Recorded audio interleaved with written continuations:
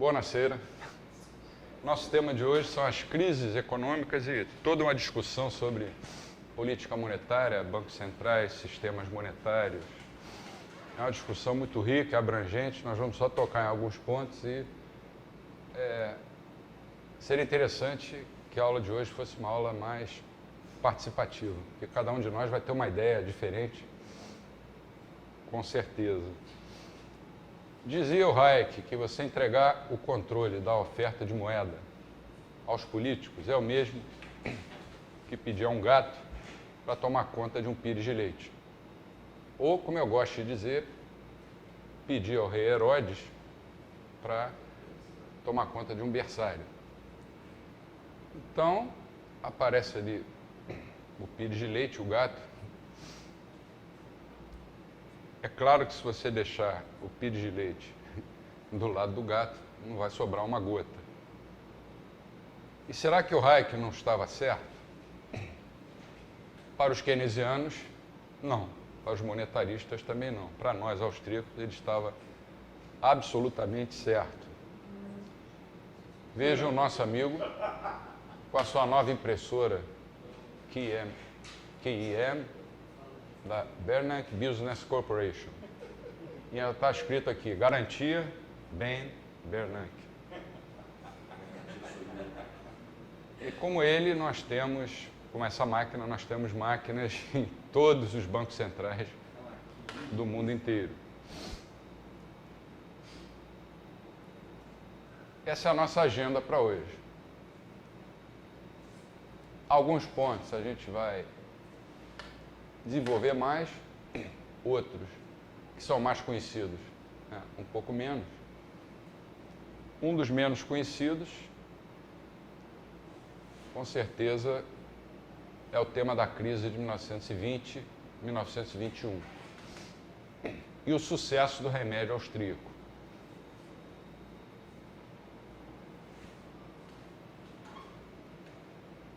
Repara como as coisas são feitas, às vezes, com maldade, com más intenções.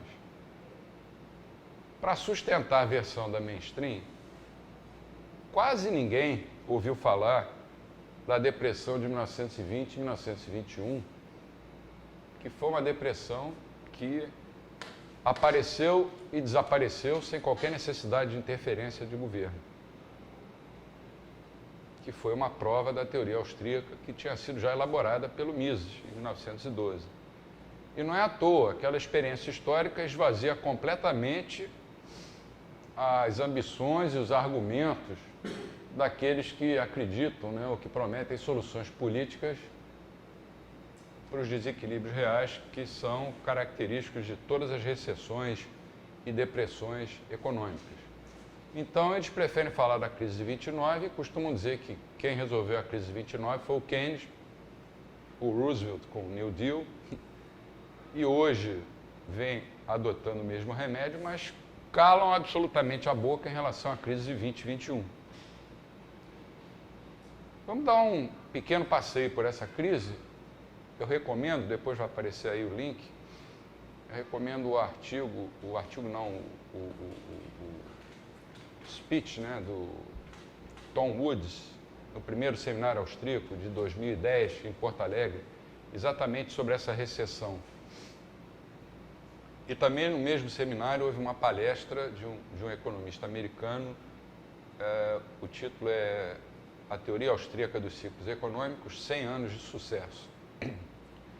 Bom, a situação econômica nos Estados Unidos em 1920 era, como dizem os jovens de hoje, sinistra. Está sinistra. Naquele ano o desemprego havia pulado de 4% para perto de 12% do PIB. O produto nacional bruto tinha caído 17%. Vocês não sabiam disso, né? Poucos sabem.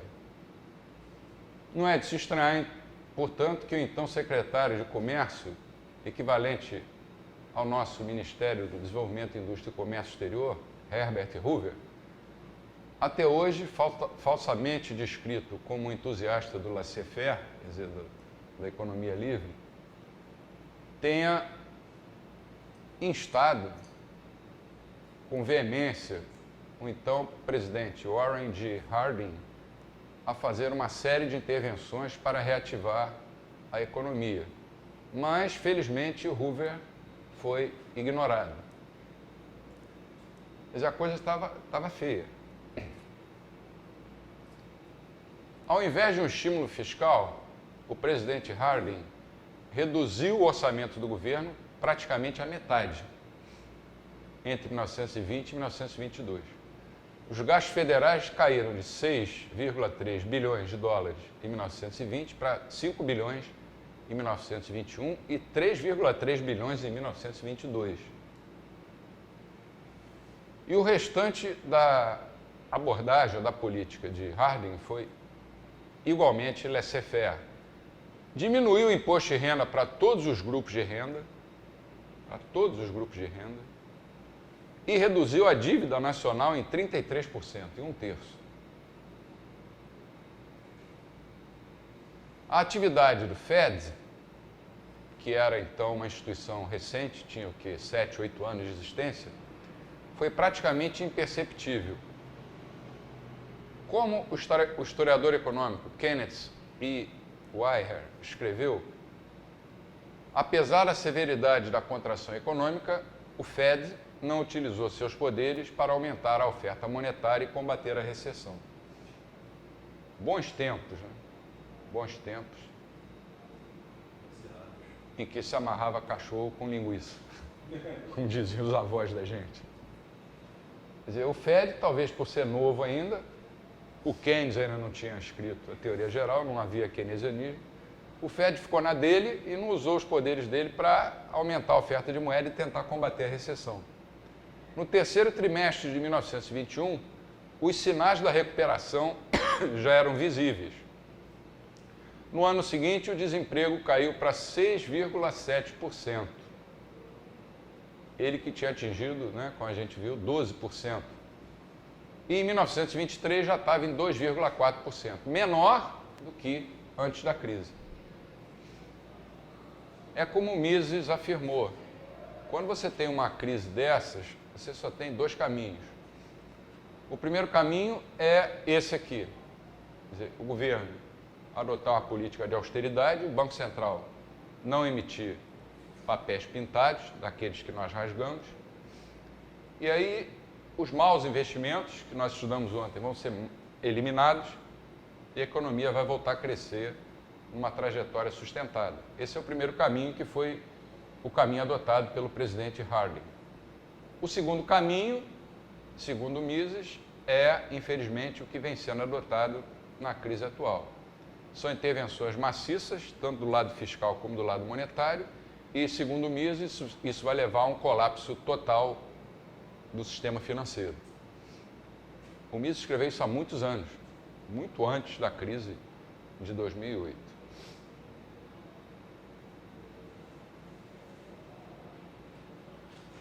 Os Estados Unidos permitiram que sua economia se reajustasse. Em 1920 e 21, escreveu um historiador, Anderson, encaramos nossos prejuízos, reajustamos nossa estrutura financeira, suportamos nossa depressão e em agosto de 1921 recomeçamos nosso crescimento. A reação ocorrida na produção e no emprego, que começou em agosto de 1921, foi solidamente baseada numa limpeza drástica do crédito mal feito. Isso é daqueles maus investimentos.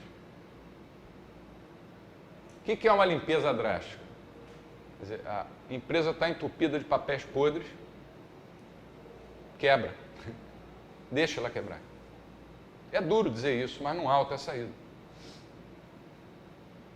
E uma drástica redução nos custos de produção e na livre concorrência da iniciativa privada. A reação não se baseou em nenhuma política governamental criada para subsidiar os negócios. Mas ninguém fala nessa crise. Qualquer livro de macroeconomia fala da Grande Depressão de 29, que o Keynes entrou para salvar o mundo. Mas essa crise, que foi fortíssima, simplesmente é ignorada pelos economistas. Essa crise teria tido início como um reflexo da Primeira Guerra? Uma das causas foi a Primeira Guerra, Provavelmente governos endividados, sei lá. endividados. Embora os Estados Unidos, na Primeira Guerra, não tenham tido uma participação muito... Eu nem sei se os Estados Unidos participaram da Primeira Guerra Mundial.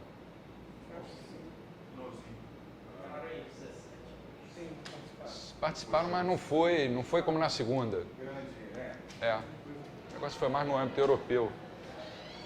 O Keynes escreveu a teoria geral depois das medidas. Ele publicou em 36. O governo americano não fez aquilo que os economistas keynesianos, desde 1936, vêm insistindo para que todos os países façam.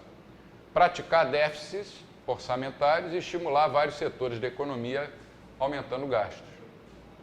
Pelo contrário, prevaleceu a antiquada para os keynesianos, ideia de que o governo deveria manter a tributação e os gastos em níveis baixos e reduzir a dívida pública. É essa ideia antiquada que nós, austríacos, continuamos defendendo até hoje. Porque a economia não muda, você pode ter hoje muito mais instrumentos financeiros do que naquela época, a tecnologia é outra, mas os princípios econômicos básicos valem hoje como valiam na época de Nabucodonosor. É a ação humana. E permanente, né? Então, a ideia antiquada de que o governo devia deixar a crise acabar por conta própria acabou prevalecendo e a economia saiu da crise. E também não fez o que os monetaristas sugerem, expansões monetárias para atacar a crise. O problema foi que os governos que se seguiram, a economia saiu da crise e os governos seguintes gastaram excessivamente. Isso gerou um boom de crescimento nos anos 20, fantástico nos Estados Unidos, que era um boom artificial, que foi provocado por gastos do governo, endividamento e emissão de moeda sem lastro em poupança, e aí explodiu a crise em 29, quando a Bolsa de Nova York quebrou. O fator gerador dos ciclos econômicos não é um fenômeno inerente ao livre mercado. Você vê entrevistas aí de economistas brasileiros, como aquela que a gente estava falando ontem, dizendo que a culpa de toda essa crise é do neoliberalismo. As pessoas têm direito de dizer as bobagens que querem, mas eu acho que economistas deviam ter a obrigação de, pelo menos durante a vida deles, aprenderem com os erros deles e dos outros. A gente não é infalível, agora, insistir no erro é uma coisa que, sinceramente, me deixa até chocado.